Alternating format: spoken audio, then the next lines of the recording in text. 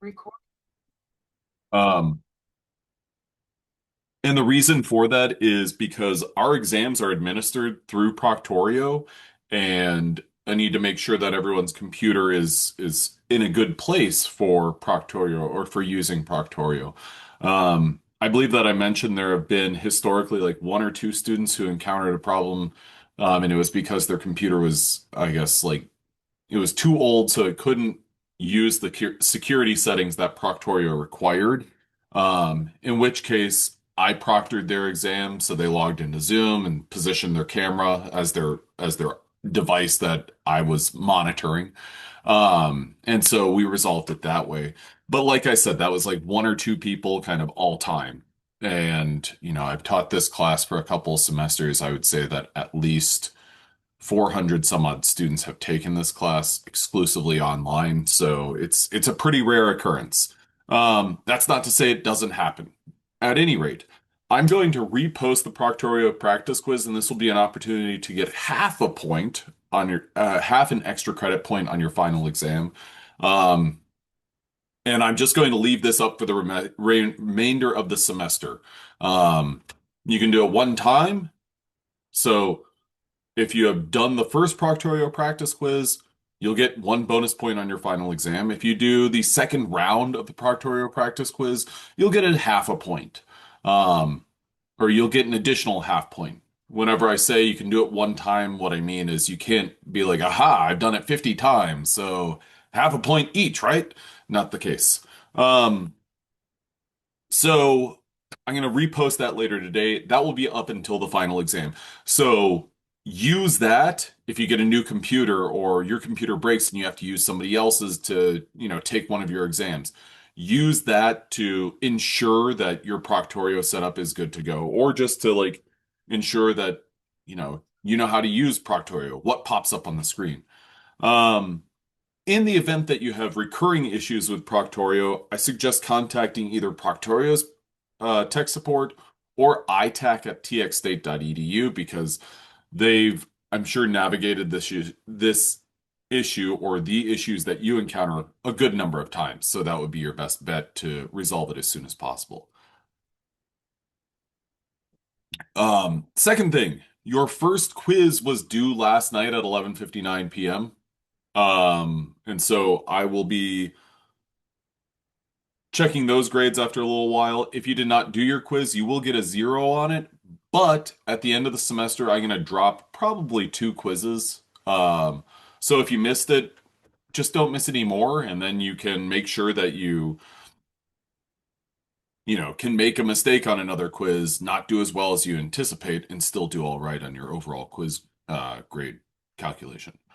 Now, with all of that in mind, I want to go ahead and move on to talk about, well, important information. So, if you remember last time, we were talking about atomic structure.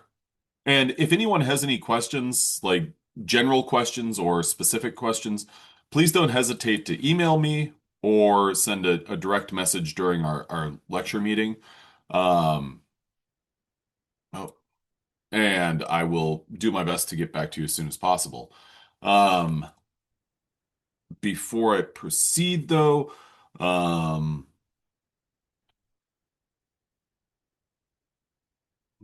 no, I'm good. I'm good. Okay, so what we are going to start things off with today is we are going to be focusing in on finishing off day number four. Um, and day number four's lecture was all about kind of constructing an atom. Now, could I see somebody add to the chat?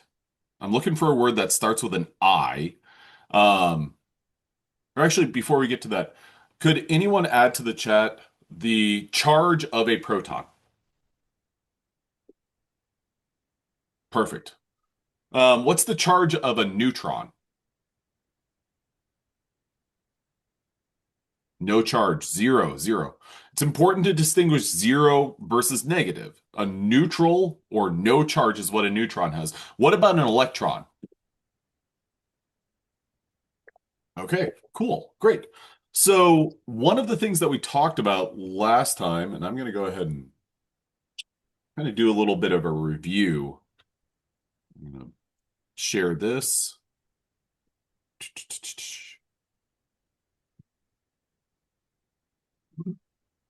Got to rearrange some things. Doop, doop. Okay, there we go. And done. Okay, so we have three subatomic particles, protons. Uh, Yeah? you think you're special today, huh? Yeah.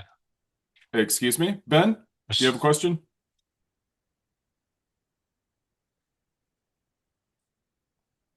Okay, I'll go ahead and mute you. If you have a question, go ahead and unmute yourself if you'd like. Um, yeah, okay. So protons are positively charged. No worries. Neutrons have a zero charge. Electrons have a negative charge. Now I'm going to use P, the single letter P, N, and E. Which of these two letters, add them to the chat, which of these two are found in the nucleus?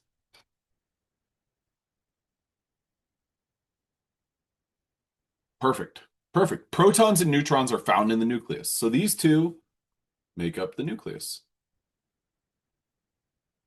Now, could anyone tell me what is the approximate mass of an electron?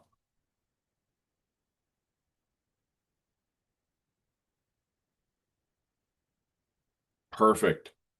An electron basically has no mass whatsoever. The two that are found within the nucleus are the subatomic particles that have masses. So mass, P, N, E. The units that we were talking about are 1 AMU. AMU stands for atomic mass unit. So an electron has 0 AMU. Okay. Now, with that in mind, if I were to draw a nucleus that consisted of this and this and this, I'm going to draw this circle as my nucleus. Can anyone tell me the mass of that nucleus? Add it to the chat. Perfect. What's the charge on that mass? And I want you to consider the magnitude of that charge. The charge is, Rebecca, perfect. It's +2. So the charge is +2. And the mass is 0. Okay. Then if I were to say, all right, well, here's an electron. And this is, I'm going to go ahead and remove that. So I've got my nucleus, and I've just drawn this circle to kind of confine the whole thing. What is the mass of this thing that's within this circle, which it's a nucleus plus electron or electrons? What's the mass of this? 2. Close. Proton, proton, neutron. Mass is 3. Okay, what about our charge? And consider the magnitude.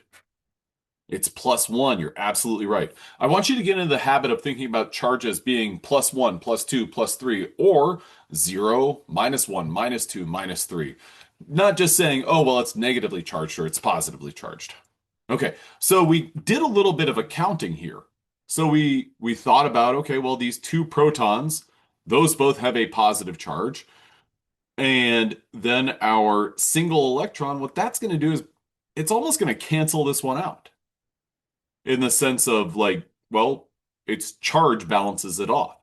Okay, now one of the things that we will regularly see on the periodic table is what's known as a neutral atom. And a neutral atom is going to have the same number of protons and electrons. Now I want to go ahead and talk about this right here. Let's say that we have an atom of hydrogen. An atom of hydrogen has one proton. Okay.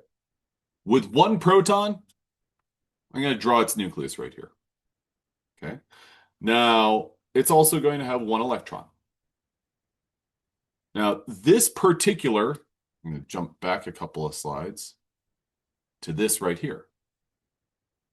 We have a hydrogen atom on the far left, one proton and one electron. Now, this is also known as hydrogen 1.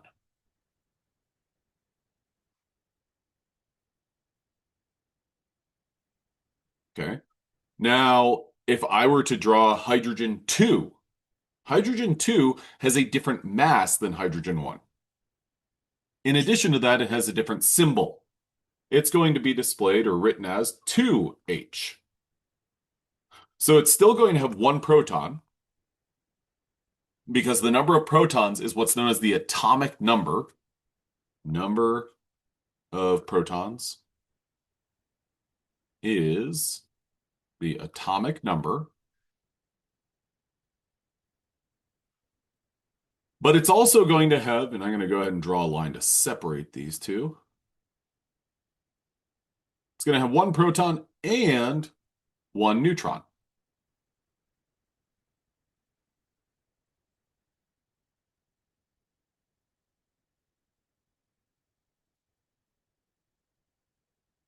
Now, I need to pause something real quick. I'm going to pause. Recording. Okay. All right. So what we've got is what we're talking about here is an individual atom. Now, there's basically a couple of different varieties of the same thing. On the left-hand side here, what I want you to see is that we've got, or sorry, at the bottom of the screen here, we have two hydrogen. There's multiple different forms of hydrogen. There's one hydrogen, two hydrogen, and there's also a three hydrogen. What's common amongst one and two hydrogen is that they have the same number of protons. But what makes them different from one another is that they have different numbers of neutrons. Now, if we look at a one hydrogen atom, go ahead and add to the chat, how many neutrons does that atom have within its nucleus?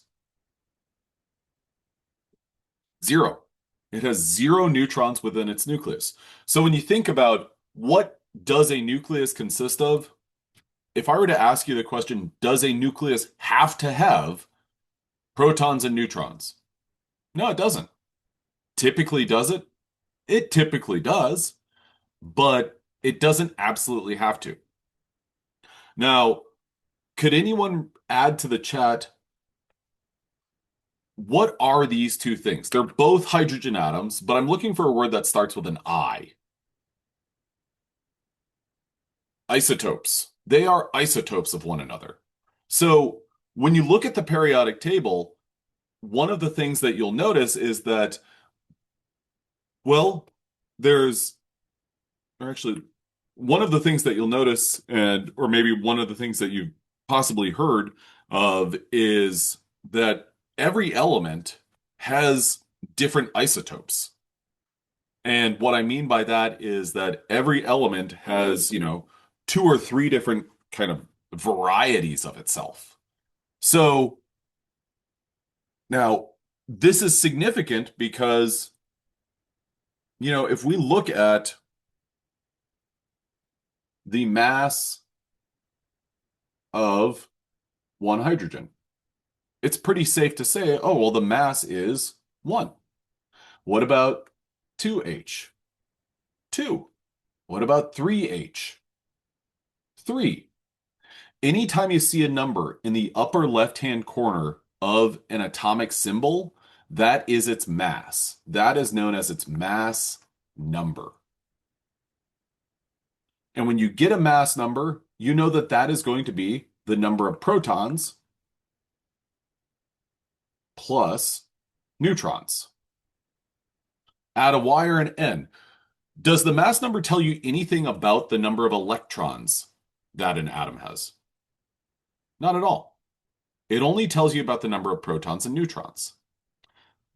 So Now, when we go over and look at the periodic table, and you look up here at hydrogen, this is a little bit different than the symbol that I showed you. I was just showing you an atomic symbol that looked like, okay, well, we've got capital H, then we got a 1, but we're also looking at 2. We're also looking at 3. Well, when you look at this symbol on the periodic table, I don't see a 1, 2, or a 3. I don't see a 2 or a 3. I see a 1, and then if you can see this, it's 1.0080. Okay, where does that mix in with this 2 and 3? How does that kind of sort itself out? Now, what is important about this is that this is known as the weighted average.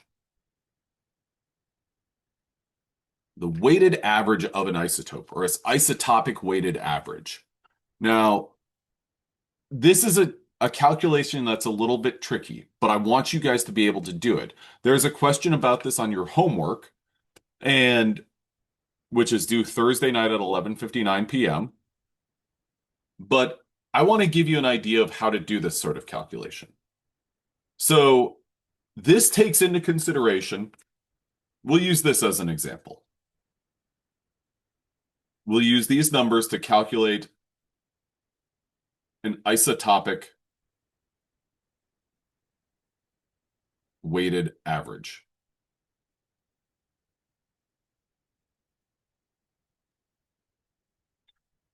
Could anyone give me the average of, or what number is the average of 1, 2, and 3?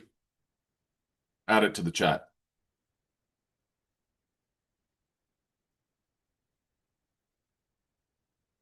We do 1 plus 2, that's 3, plus 3, that's 6. 6 divided by 3, yeah, 2. I'm seeing a bunch of 2's in there. Okay, now that is a straight up average. That is not a weighted average. A weighted average takes into consideration the abundance of these different isotopes. So if I said, well, 1/3 of all hydrogen isotopes are weighted with 1, 1/3 are weighted at 2, and 1/3 are weighted at 3, then our isotopic average would be 2. Add a Y or an N to the chat if you agree with and follow that. Okay. Now, let's say it wasn't a third. Instead, I said, well, 95% of all isotopes of hydrogen in the known universe have a mass of 1, 4.9% have a mass of 2, and 0.1% have a mass of 3. Add a Y or an N, do you think that the average is still 2? No. So a fair question for this is, how do we do this sort of calculation? The way that we do this calculation is by taking the weight of an individual isotope, 1, and multiply it by this percentage, but converting it from a percentage to a decimal. So we'd say 95 divided by 100, which gives us 0.95. Then the 2, and actually, before I proceed, could everyone give me a plus sign in the chat if you follow this part of the calculation? Okay. I got a private message of how do we get 95? That's a number that I would supply you with. So it's kind of like arbitrarily decided. So that's where all these numbers are coming from. I'm giving you a kind of a hypothetical. The next one is 2. And now what we need to do is convert 4.9% to a decimal. So we're going to move the decimal place 2 times, and we're going to end up with 0.049. And then the last one, we're going to do 3 times 0.001. Now, if you have your calculator before you, let's take all these individual numbers and let's do those quick calculations. So it is 1 times 0.95 is 0.95 plus 2 times 0.049, which is 0.098. And then last but not least is plus 3 times 0.001, which would give us 0.003. We add those numbers up. So 0.003 plus 0.098 plus 0.95. And we get 1.051. Now this is, I apologize. This 1.051, that's a hypothetical number. I told you that this is, imagine if 95% of all the isotopes had a mass of 1. Imagine if they were 4.9 and 0.01% or 0.1%. Did anyone get this similar number? Y or N to the chat. Okay. Now, we're going to do the next step on this. I'm going to tell you that the actual number, the actual weighted average, so not playing with this hypothetical number, the actual number is 1.008. Obviously, those numbers are in contrast with one another. They're different. 1.051 versus 1.008, they're different. Now, I want to ask you, do you think that that means that there's at an M or an L, do you think that there's actually more of the one hydrogen or less of the one hydrogen in order to get to this number? Awesome. Awesome. You're right. It's more. In fact, the real numbers that the ones that would get us. Okay, great question. I'm going to get back to this in just a second. The way that we would get to this is we're really looking at like 99.998. And then this is 0.001 and 0.00 or 11. Yeah, 91 and 09. Okay. So the way that we would kind of, and what I was wanting you guys to do is analyze these numbers. And basically, the way that we get to it is we say, okay, well, is there more or less of this right here? We know that it's more because which of these two numbers, the 1.051 or 1.008, is closer to 1? Well, it'd be the 1.008. So we need a larger percentage of them, a larger percentage of the isotopes in the known universe to have a mass of 1 exactly. Does that answer your question, Eliana? And anyone else who has that similar question?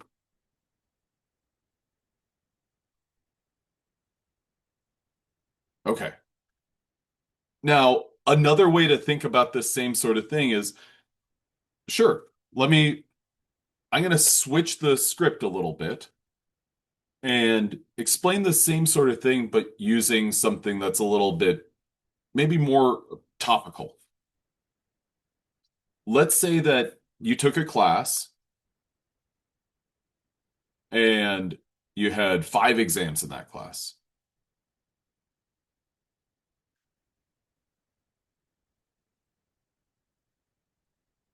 And let's say that the first exam, your professor said, oh, well, this is worth 10% of your grade. The next one is 20%. The next one is 30%. So now we're looking at 60. Actually, we're going to simplify. We're going to go with 4 grades. So 10 plus 20 is 30, plus 30 is 60. So our fourth exam is worth 40% of our grade. Now, which one of those exams do you kind of want to do the best on? 1 through 4. Yeah, 4. Now, considering these different scores or these percentages, exam 5, I like that, Rogelio. I like that. Exam 5, perfect. Um, let's say on exam number 1, you get a 5 out of 100. Not a good grade. Exam number 2, you get a 90 out of 100. Exam number 3, we just managed to enter the Zoom. No.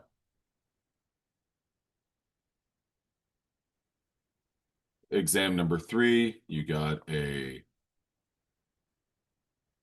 70. And exam number 4, you got a 100. Okay. Based on these different percentages, which one do you think, which of these exams, 1 or 4, do you think is going to be closer to your actual class average at the end of it all? Yeah, 4. Because that has the greatest weight. Now, I'm going to change these numbers a little bit. And let's say that you have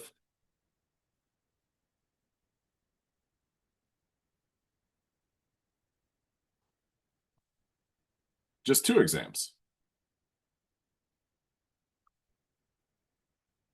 One was worth 90% of your grade, and one was worth 10% of your grade. On the one that's worth 10% of your grade, um, you get a 10. And then the one that's worth 90% of your grade, you get a 100. Well, what is your average for the semester going to be? It's not going to be 10 plus 100 divided by 2 because there's 2 grades.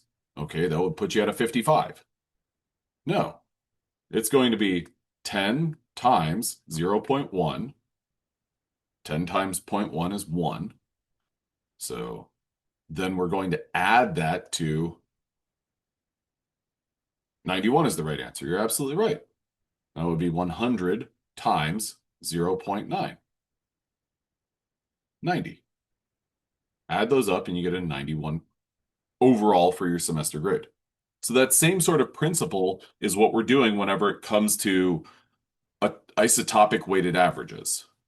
Now, what you guys should expect for quizzes and exam questions would be you have 4 isotopes with averages of 18, 19, 21, and 23. Their different percentages are, or their abundances are 12%, 35%. So that's 47. 51%. And let's see, 37 plus 8. And that would be 12%. And I want you guys to be able to solve what is the isotopic average based on these numbers. Can you give me a Y in the chat if you follow that and think you could do that? Okay, for anyone who said no, I want you to practice this. Okay? Not yet, exactly. If you don't say yes, then your answer is not yet. Because you know that this is a skill, you know that you're going to have this sort of question. Work on this sort of question. There's one on your homework, or at least one on your homework. Practice this sort of question. Okay. Now, so we are only adding the multiplied totals for the answer, not calculating the average of those. That's absolutely right. Because we're thinking about, well, what is the percentage, or the abundance of each one of them? Okay. And I think that there are examples of this that you can kind of put together, like if, yeah, I think that there's examples like, you know, weighing different things that you can kind of test out and visualize. I would look at the homework questions and see what those are. Okay. I'm going to go back because it was requested. I'll go back to right here.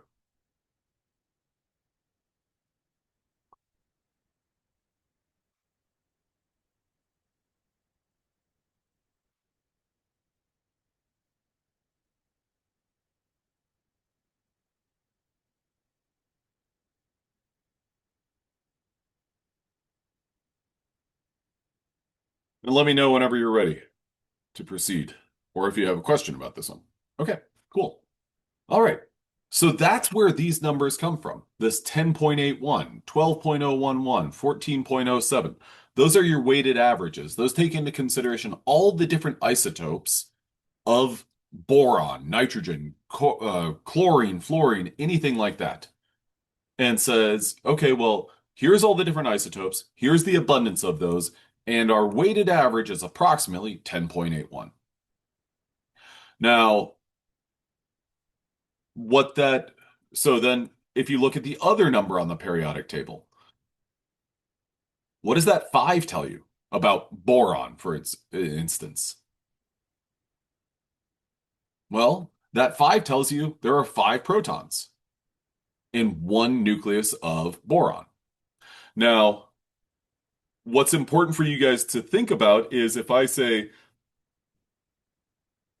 how many electrons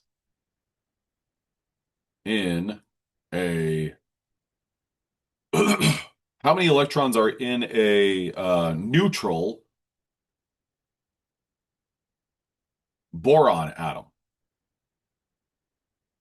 Well, we know the charge of 5 protons, that's 5 plus. How many electrons? 5 electrons to cancel that out. Okay, so the next thing that we want to account for, protons or neutrons are in the nucleus. We also want to account for those electrons. The reason that we're interested in electrons is because they determine chemical properties of an atom.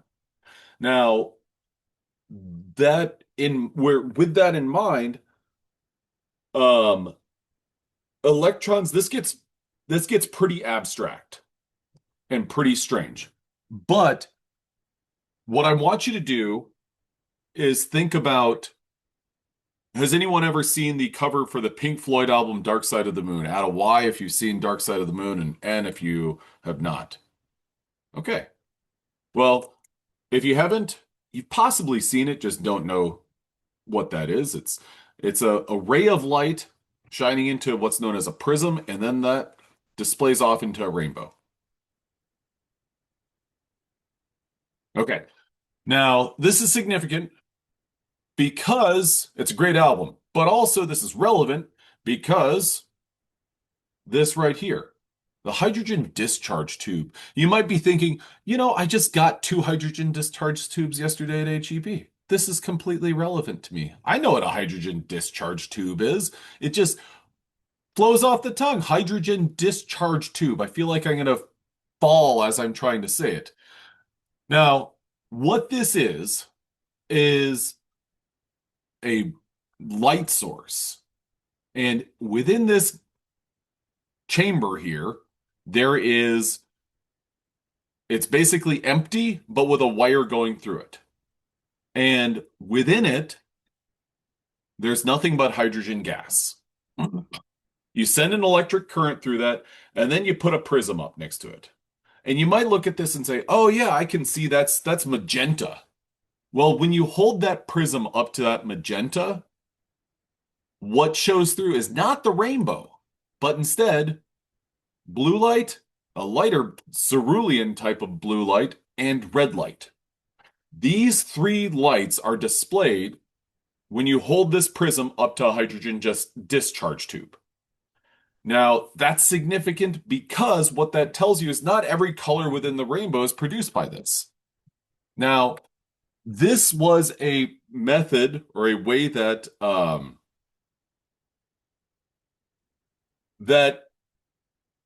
different elements are analyzed.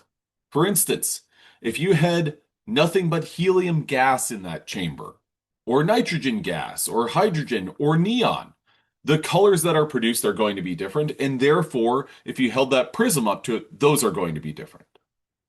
Now, has anyone ever heard that light energy is energy? Or has anyone ever heard of the idea that, well, when you see light, there is energy that is energy? Are you familiar with that idea? Wire it into the chat. Okay. So light is a packet of something that's bringing energy with it. So this is significant because, well, these different lights right here, the light blue, dark blue, and the red light here, all are different energies. So when you see a color, that's a different energy than a different color. Now, what's significant about this is different elements therefore produce different energies. Wait a minute. But if we think about helium, let's go back for a second to the periodic table, add to the chat, or actually, I'll just go. Let's compare helium and hydrogen. Helium, He. Its nucleus is two protons and two neutrons. Hydrogen is one proton and one or zero neutrons. Now, if these are neutral, helium has two protons and hydrogen has one proton. These different elements produce different lights because of their atomic makeup, because of what they consist of. Now, when you send an electric current through it, think about it like you're electrocuting this gas. What that is going to do is it's not going to do anything to the nucleus. It's not going to disrupt the protons and neutrons or anything like that. But what it's going to do is it's going to take those two electrons that helium has and the one electron that hydrogen has and says, it's going to kind of shock it up to a higher level. It's going to shock where it is within that atom. Now, with that said, this is effectively what's happening. Okay. This right here, this diagram is an energy level diagram. So when something, let's imagine that we're talking about hydrogen here. We've got an electron. And that electron, when you send an electric current through it, it shoots way up. And when it shoots way up, it's at a high energy level. It's almost, you could think about it like, well, it's going to go up, but then it's going to come down. And when it comes down, so here it is at this high level, it comes down and it's going to produce this colored light in the process. Okay? Now, this is going to happen over and over and over and over and over and over and over again. But these electrons are going to get shot up to different levels. One gets shot up here, and it cools down and it makes this dark blue light. Another one gets shot up, not quite to the same height, and whenever it does, it's going to cool down and it's going to make this light blue color. And then this is going to continue happening. And if you're thinking, oh, but you're describing two electrons being shot way up, and why? Well, it only has one electron, but we're talking about millions upon billions of hydrogen atoms. So all these different hydrogen atoms, they all roll in with one electron. And so they're going to get shot up to different levels. And when they do, they're going to release energy and produce different lights. Now, can you add a Y or an N to the chat? A Y if you're like, okay, I kind of follow that. An N if you'd like me to give it another go. Okay. So now YN, perfect. Okay. So let's say that we've got, let me erase all this. We've got hydrogen gas. That hydrogen gas is in this kind of box, and we've got this little metal filament that's going through, and we kind of like, I'm going to draw a lightning bolt. Lightning bolt. Yeah, there's our lightning bolt. That is our electricity. And when that goes through, it doesn't really do anything to the filament, but instead the H gas, the hydrogen gas that's in here, add a wire, add a one or a two or one if that hydrogen gas is in contact with this filament. It's a gas, but yeah, it's surrounding it. And whenever that hydrogen gas contacts that filament, well, here's one atom of hydrogen gas. What it's going to do is it's going to take an electron at its kind of like neutral, happy level, and that electron's going to get electrocuted. It's going to go way up here. And whenever it does that, it's going to go up, but it's not going to stay up. It's going to go up for a little bit, and then it's like, oh, I gotta cool down. I gotta cool down. And whenever it does, and whenever it cools down, what it's going to do is it's going to release light in that process. Now, this is happening so many times with many, like an infinite number of hydrogen atoms. Some are going to go to that highest level. Other electrons are going to go to this n equals 4, so not quite as high a level. And whenever they do that, they're going to kind of cool back down to get to this n equals 2 kind of base level before they go back down here to their lowest level. So electrons get excited and then they settle. Excited, settle. And in this settling process, that's when they're going to produce different lights. Okay. Can you give me a 1 in the chat if, okay, that makes a little bit more sense, or a 2 if that still didn't work? Okay. Now, this is when we've got a hydrogen atom with 1 electron. Add a Y if you think it's going to be different if we talk about an atom with more than 1 electron. Yeah, absolutely. So if we take something like helium, this model right here is going to look different for something like helium. Helium has 2 electrons. So what it's going to do is it's going to shoot electrons up here, and they're going to settle down, and their settling spot might be right here. So my point there is these different electrons are going to give off different light sources. So if you had 2 electrons, that might give you, well, it's going to give you a different colored light right here. But chances are it's also going to, when you hold a prism up to this, it's going to give you 1, 2, 3, 4, 5 different colors. Because remember, this right here, we have this prism, this like glass triangle that is causing these different, or this light to split off into different individual wavelengths. Okay. Now, with that in mind, that's really important because that tells us that electrons are positioned in a bunch of different places. So if you had an idea that this was a model of an electron of an atom, you have all your protons and neutrons in the nucleus, and then you got electrons here and electrons here, and they're just spinning around in a happy circle. I'm sorry to tell you, but that's not completely accurate. Now, what we have is a kind of complex model of where electrons can go. And you know what? I was planning on getting to slide deck 5 today, but I'm not going to because what we're about to talk to gets a little, it's tricky to wrap your mind around.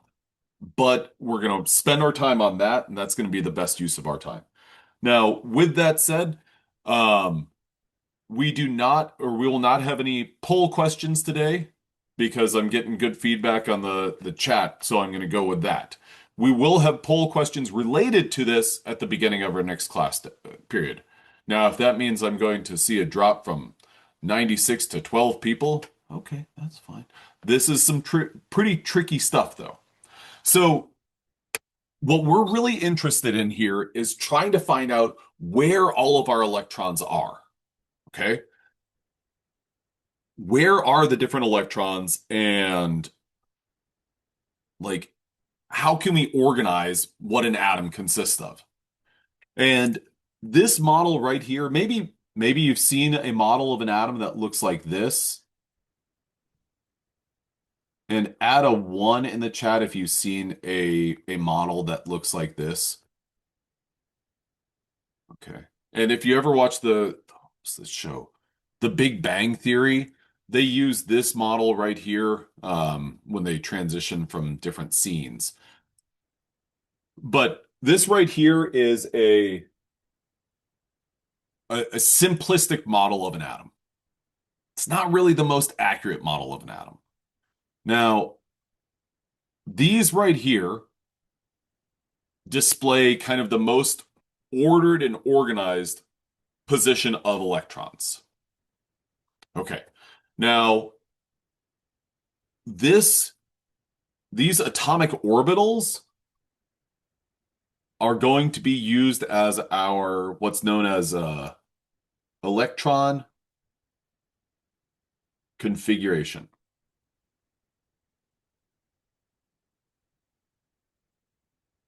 So, electron configuration is a study of and a modeling for where electrons are within an atom. Now, with that in mind, if we have two electrons, let's say that my index fingers are electrons, um, which is more realistic? Or which do you imagine is a little bit more realistic? That these two electrons are like this, best buds, right next to each other. We'll call this model A, or model B, where they're basically as far away from one another as possible. Add to the chat, A or B. A or B. I'm seeing lots of B's. You're absolutely right. These two electrons are going to repel one another. And so let's say that my right index finger, representing one electron, goes forward, gets closer to the screen. What's my left electron going to be able to do? It's going to be able to kind of move alongside it. So we're talking about this taking place in three dimensions. It's not just movement left or right, but instead, if this one goes forward, this one is probably going to be happier moving back to get farther away from it. If this one goes up, what's this one going to do? It's going to go down. They want to be as far from one another as possible. Can you give me a Y if you follow that, or an N if you don't follow or disagree with that?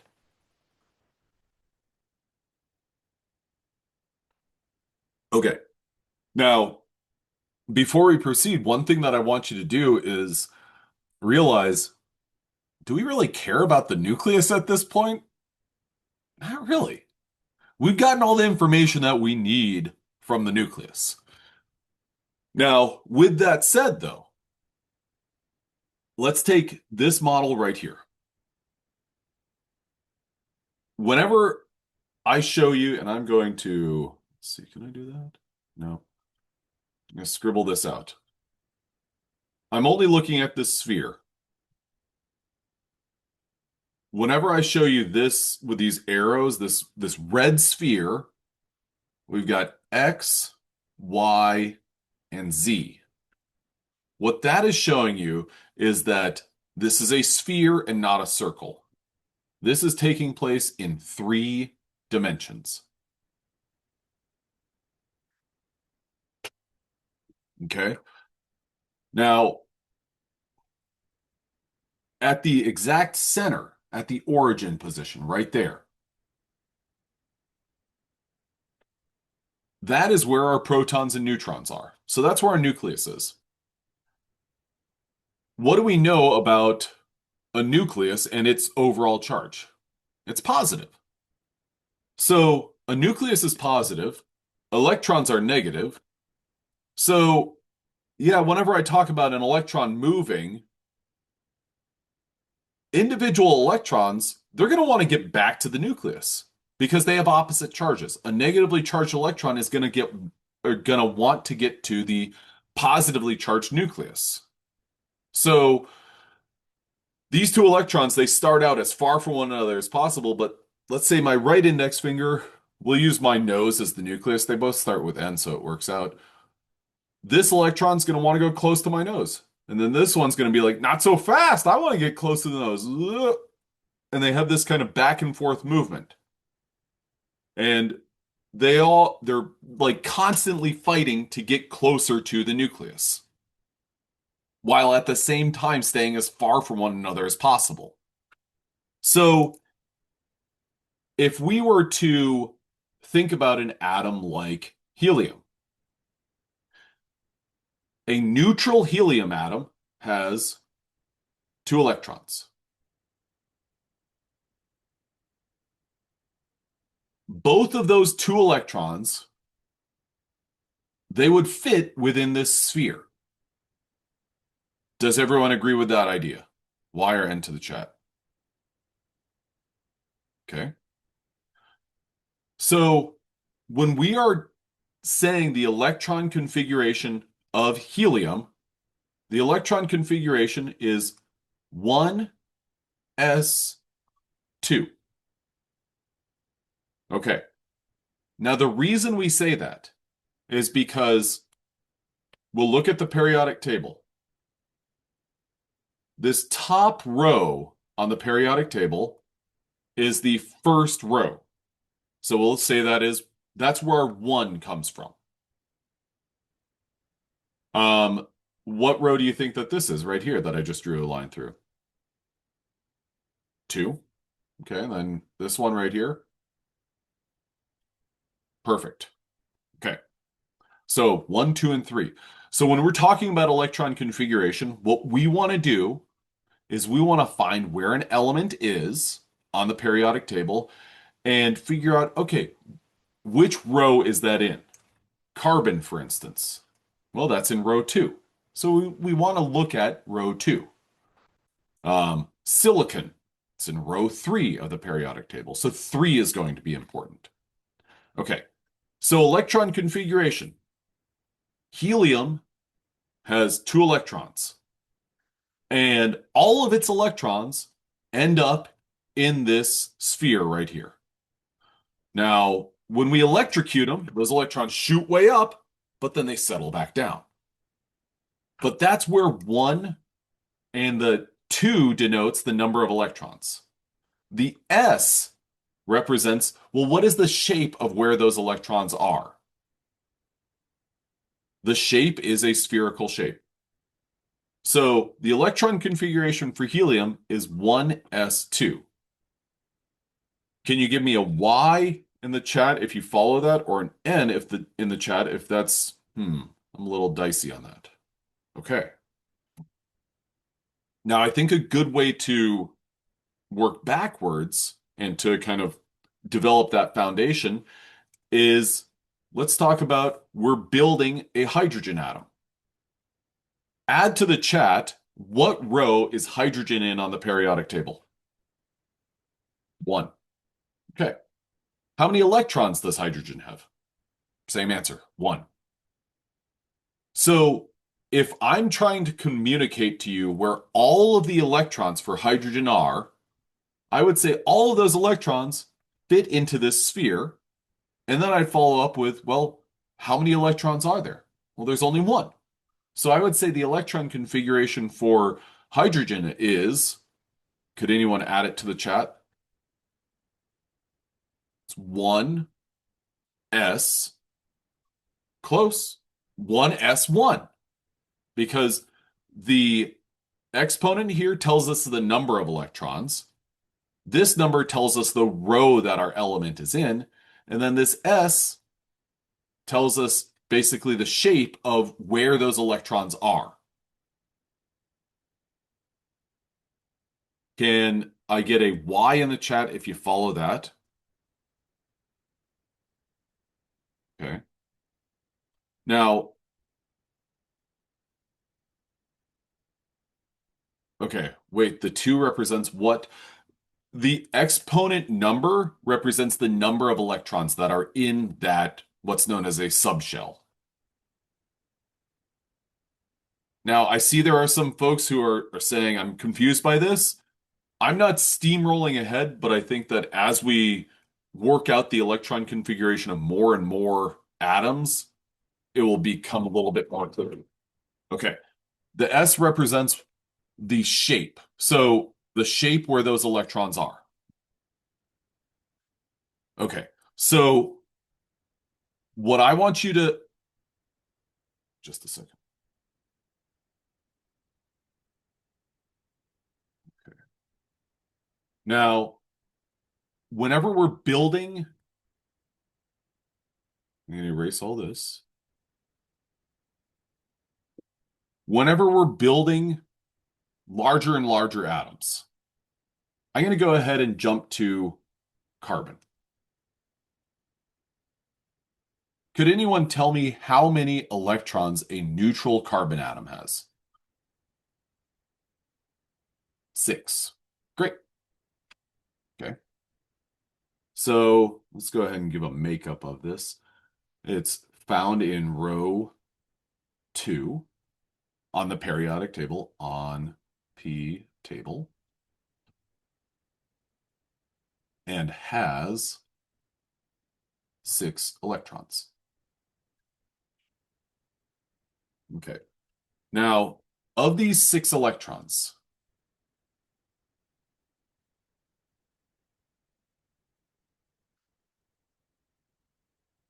let's imagine, let's think about them one by one. Let's say our first electron.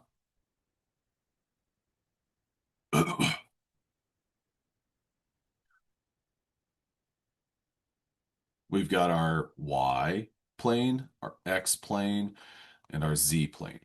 So these different axes. Let's think about that first electron. Let's say that you got a nucleus for carbon, that nucleus consisting of protons and neutrons, and then you added one electron in. Only one electron. Where's it going to go? Straight to the nucleus. It's going to get as close to the nucleus as possible because, well, there's only protons and neutrons there. It's nothing but attracted to that nucleus. There's nothing repelling it away. There's no second electron. We're talking about only the first electron. And you know what? That's just going to be right there smack dab in the middle. It's happy. Would everyone agree with that idea? Okay, so electron number 1 gets as close as it possibly can. Okay, now let's say our second electron. That's going to have a similar sort of experience, except what's the difference? Well, the difference is when we add that second electron, well, our second electron is going to both be repelled by the first electron, and the first electron is going to repel the second electron. Does everyone agree with that idea? Okay. Now, those two electrons are going to kind of be happy. They're going to reach like a balance where they can be as far away from one another, but as close to the nucleus as possible. And the shape of where they will be is going to be within a sphere. So they got this spherical space, like they're living in an apartment together that's a nice little sphere. Does everyone, or can everyone understand that? A Y or an N to the chat? Okay. So we've accounted for 2 electrons. We've got 4 left. But while we're building this atom up, we're going to build this sort of electron configuration. We're going to put that 1s. That 1s is kind of like, well, where are the first electrons going to go? They're going to go in this nice small sphere. And we're going to call that 1s, and we're going to put an exponent of 2 because we can put 2 electrons into that sphere. Now, first and second are taken into consideration. They're accounted for. Kelly, thank you very much for pointing that out. You're absolutely right. The row is important, and we're going to continue working with those rows, okay? So hold that thought. 1s represents basically where you put the very first 2 electrons in every single element, because every single element has kind of a, well, every single element has its first 2 electrons. So for every single element, it will have two electrons in the 1s kind of sphere. Does that make sense? Okay. Now, what we're going to do from here is we're going to go on to say, all right, well, what about our third electron? Well, our third electron, this this green circle, this green sphere, it can't hold a third electron. So our third electron is going to end out here, outside of the circle, outside of the circle of trust. So it's outside of that. Is it still going to try to get close to the nucleus? Absolutely. It's going to try to get close to that nucleus, but it's going to be repelled by those 1s electrons. Now, when we put our third and our fourth electrons in, these two electrons that are written in green, they are going to be repelling one another, and they're going to be repelled by the 1s electrons. And these two electrons are going to end up in a shape that looks like a sphere. So we call this the 2s electrons. Now, what exponent should I put for that s?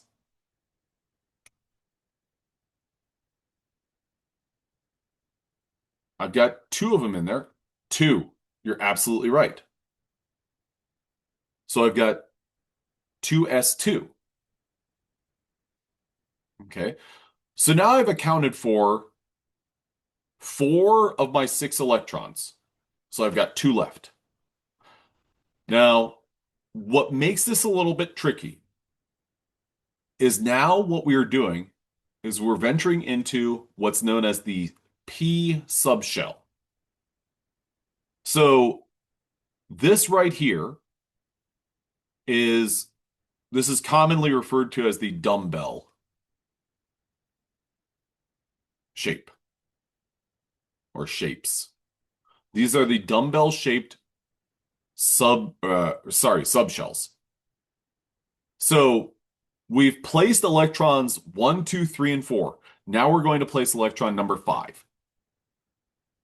Electron number 5 is not going to end up in a spherical shape, or it's not going to go in a space that's spherically shaped, but instead, it's going to go into one of these right here.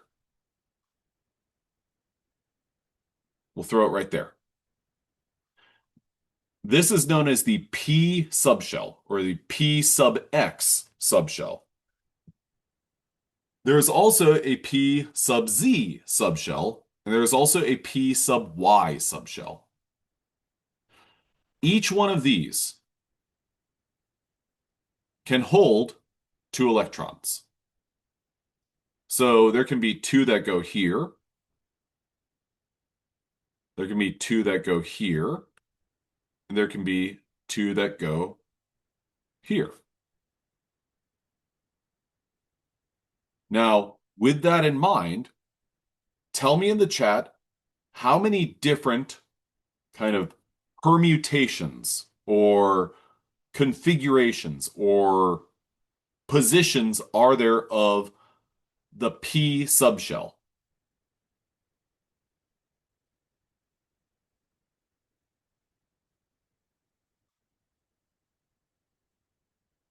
Okay, so what I was looking for is there's the PX, PY, and the PZ. So that means there's three. Now, with that said, if each one of these, if PX, PY, and PZ can each hold two electrons, I saw the answer earlier, how many total electrons can the P subshell hold? 6. You're absolutely right. Now, do we have 6 electrons left to place? No, we don't. So what we're going to do is 2p. What exponent should I put here?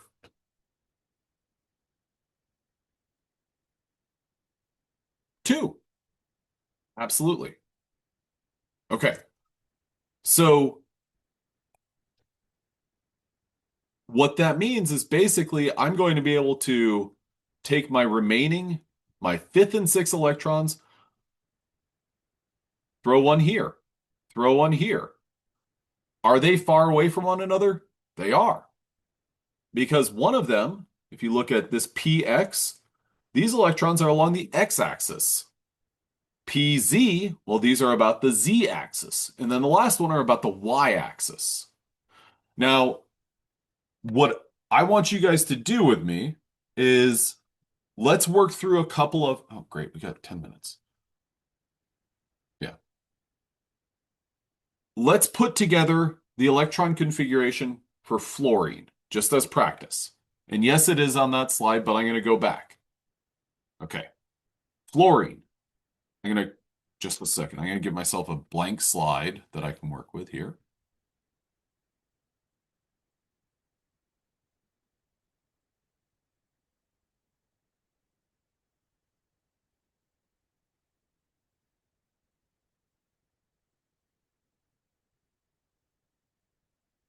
Great question. For the test, will you provide the subshells or do we memorize the subshells? I need you to memorize those. The questions that you'll see, there's a couple of different kind of flavors of questions. One question would be something like, what is, or which of the following is the E configuration for fluorine? In which case you'd have an answer option like A, B, C, D. Okay, now let's go ahead and we'll fill in the right answer. Fluorine has 9 electrons, and this is neutral fluorine. The first 2 electrons, well, those first 2 electrons are going to be in the 1s2. Give me a Y or an N if you follow that. Okay, great.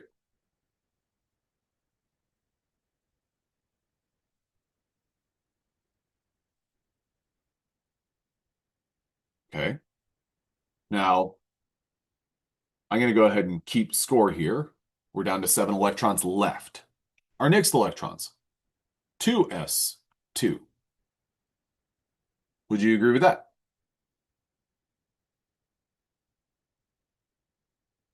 Yeah, that's where they're going to go. Okay. Now we're down to 5 electrons left to place. Okay. So we're going to go with 2p. What is our maximum number of electrons that we can put in the 2p subshell? 6. So if we can put a maximum of 6 and we've got 5 to put in there, are we good? Yeah, there's enough vacancy there. So we're going to say 2p5. Okay, now constructing that, can you give me a Y or an N in the chat if you followed that? Okay, good. Now I want to go ahead and give you some answer options that would be like decoys. One decoy would be something like this. 1s2, 2p7. Okay, this would be a tempting answer option because if you add the exponents, which is something that you can do, add the exponents up, that should equal the total number of electrons that you need to draw.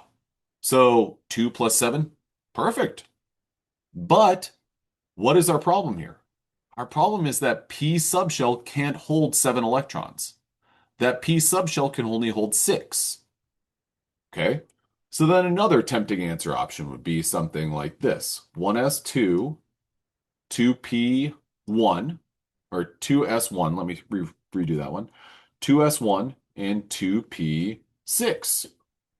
Again, add the exponents up. Those exponents will equal 9. Okay, we've got 9 electrons to draw. The P subshell can hold 6. Ooh, but this S subshell. That's tempting. That's really enticing. Okay. What I want you to do is operate under the idea that we're going to fill a subshell and then go on to the next one to fill that one, and then go on to the next one. So we want to fill them all up before we go on to the next one. And then usually I'll throw some decoy bad answer like 1s9. And you'll be like, I don't think that's it at all. Okay. Now, what I want to do is let's look at something like chlorine. Chlorine has 17 electrons.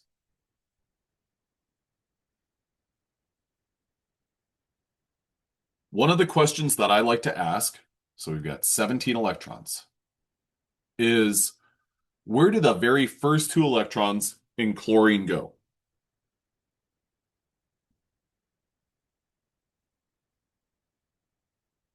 I'm not sure I understand fully why the ones and twos are there in the electron configurations. I'm seeing one apostrophe. The ones and twos are there because what we're trying to establish is where those first electrons go.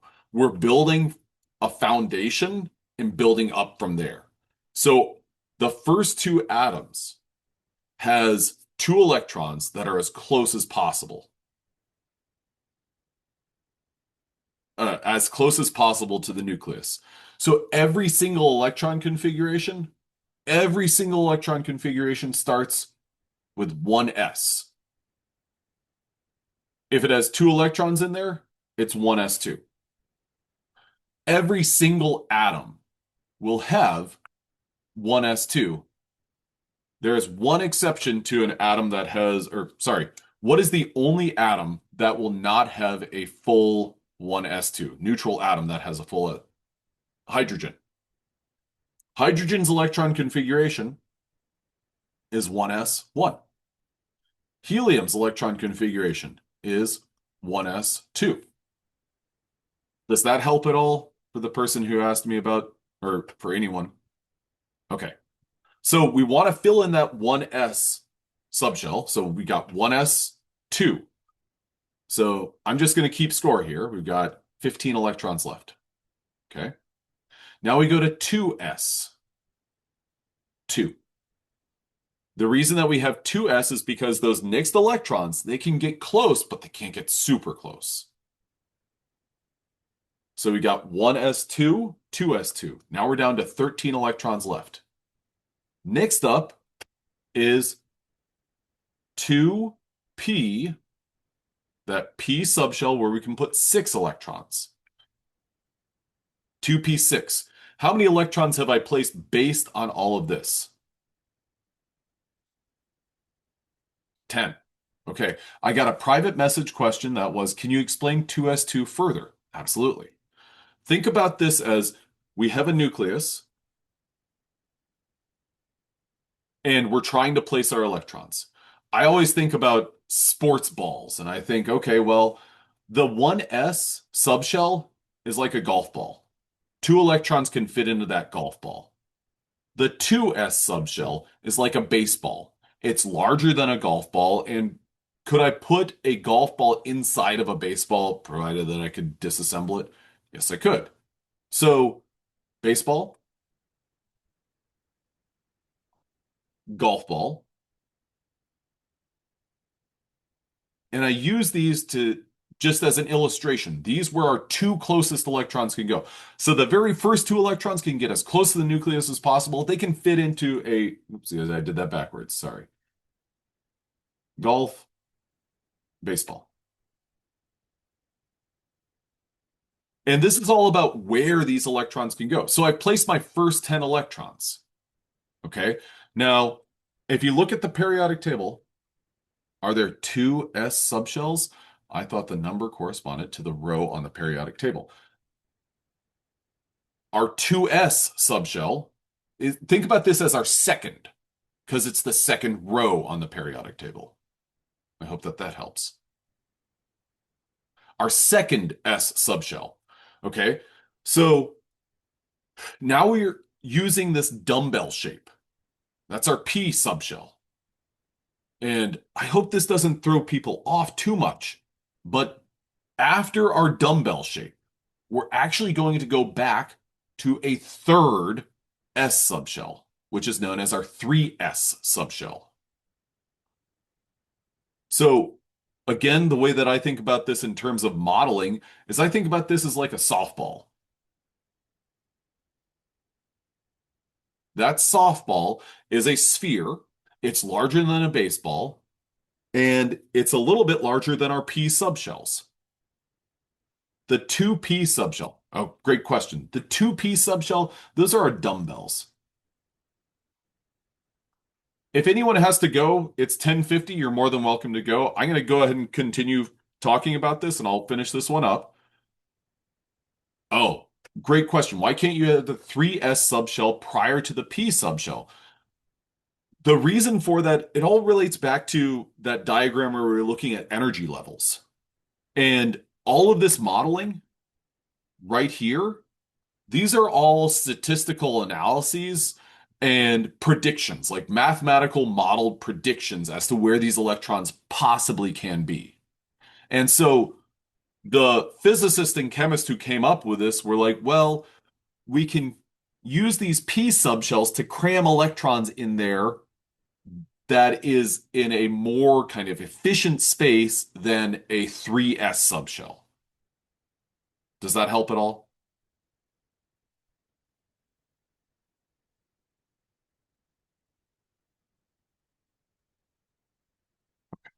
Okay, so we go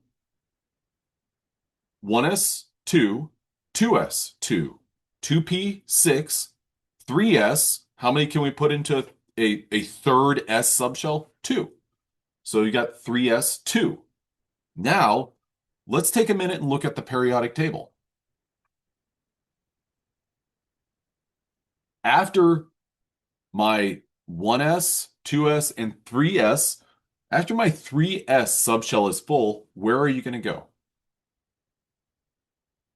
This row.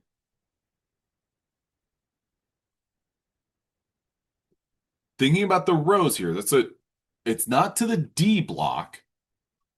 We're going to go to 3p because we're talking about chlorine. Chlorine is right here.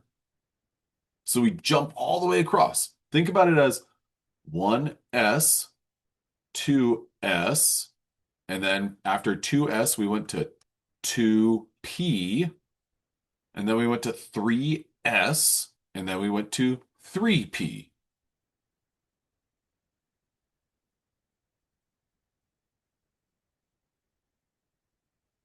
And then what is our exponent for this? If you're thinking about this, 17. Okay, so we've got 6. 5 is our exponent there. So we'd go 1s2, 2s2, 2p6, 3s2, 3p, and then how many electrons are there? 5. So that would be our electron configuration for chlorine. Now, I'm going to go ahead and do just a little bit of an illustration of the red sphere that I've drawn down there, that represents our 1s subshell. Then I'm going to switch colors to go with a green sphere. I'm not going to shade it in all the way, but that is our 2s subshell. Now, the 2p subshell is all about efficiency. Is there ever a scenario where an atom wouldn't start with a 1s2 configuration? No. I feel comfortable and confident saying that because as we add more and more electrons, well, those core electrons become kind of more kind of trapped in there. It's a great question. So now I'm going to go to light blue for my dumbbell. Electrons here, here. That's about my y-axis. Here's about my x-axis. And then here's about my z-axis. Okay. And then my 3s subshell, I'm going to switch over to black. This 3s subshell is larger Sorry, it's supposed to be a circle. My 3s subshell is larger than my 2p subshell. And then we switch colors one more time to purple because that's going to represent my 3p subshell. This 3p subshell looks exactly like the 2p subshell, but it's just a little bit larger. So you have these like kind of concentric or ever-growing um, subshells that overlay one another. Now, just as kind of an extra trivia sort of question, after you filled up the 3p, where do you think you go after the 3p? And I'll switch over to the periodic table. 4s. How many electrons do you think fit into that 4s subshell? Perfect. So if I asked you, okay, what is the electron configuration for calcium? Calcium has everything that chlorine does, except it would be 3p6 and then 4s2. So what I think is most important for you guys to understand is that there's a pattern to all of this. For every successive atom on the periodic table, well, oh, what's the electron configuration difference between chlorine and argon? Well, argon has 18 electrons. So it's got 1s2. It's got 2s2.